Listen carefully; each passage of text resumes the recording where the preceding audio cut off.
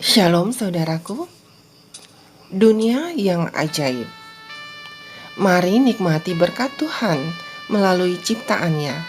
Mari alami keajaibannya setiap hari. Melihat kebesaran Tuhan melalui dunia yang menakjubkan.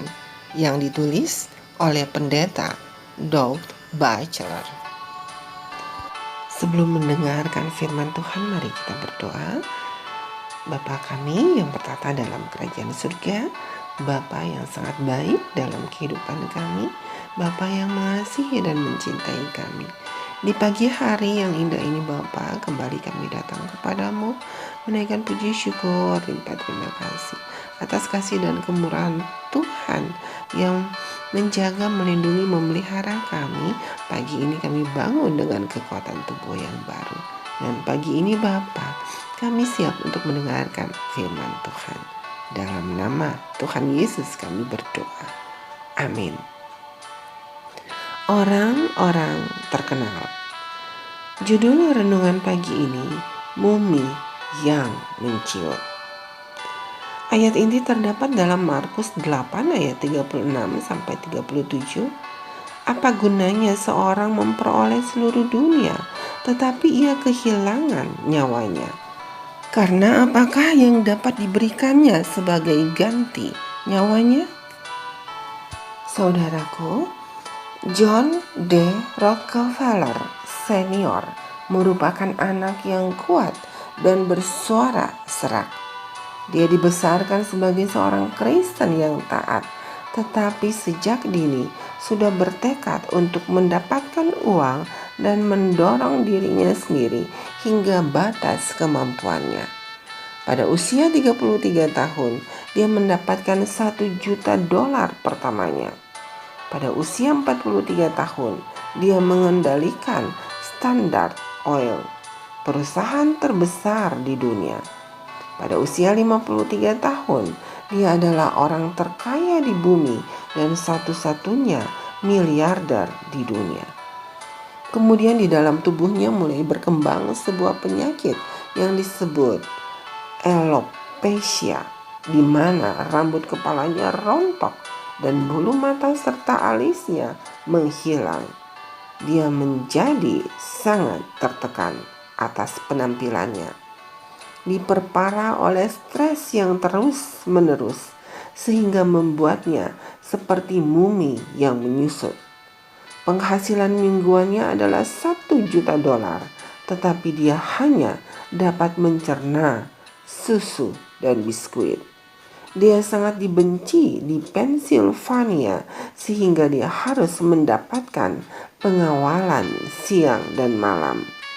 Dia tidak bisa tidur. Dia berhenti tersenyum dan tidak dapat menikmati apapun dalam hidupnya. Para dokter memperkirakan dia tidak akan hidup lebih dari setahun. Dengan kegembiraan mengantisipasi kematiannya.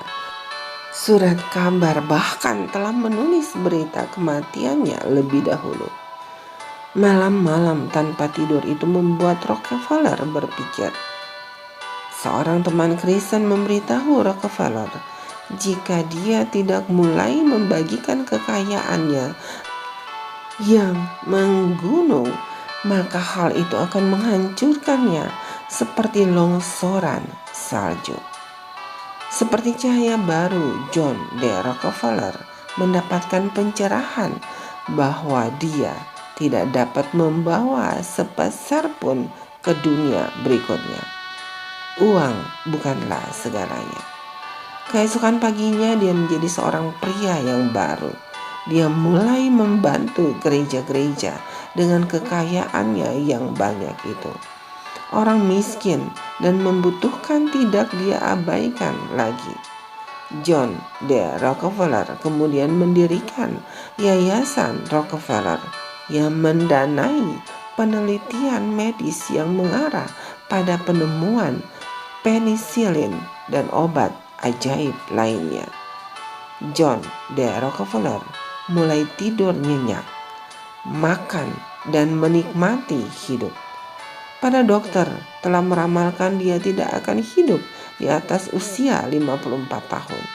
Tetapi John D. Rockefeller meninggal pada usia 98 tahun. Saudaraku, Tuhan memahami kekuatan pemikiran kita. Ketika kita fokus pada diri kita sendiri, kita akan menjadi orang yang paling sengsara. Tapi saat kita hidup untuk memberi, kesehatan akan datang ke dalam hidup kita. Hati yang gembira adalah obat yang manjur, tetapi semangat yang patah mengeringkan tulang. Dalam Amsal 17 ayat 22, Salomo yang merupakan orang terkaya di dunia telah tulis ayat Alkitab ini. John D. Rockefeller menemukan kebenarannya. Saudaraku, doa kita hari ini. Bapa yang baik yang bertata dalam kerajaan surga, terima kasih atas renungan yang begitu baik. Kami diajarkan untuk selalu berbagi. John D. Rockefeller Senior adalah seorang yang menyadari bahwa dirinya harus berbagi dan dia berusia panjang. Bapa yang baik, tolong kami untuk selalu hidup mau memberi. Dan kami percaya Tuhan, hati yang gembira adalah obat yang manjur, tetapi semangat yang patah mengeringkan tulang.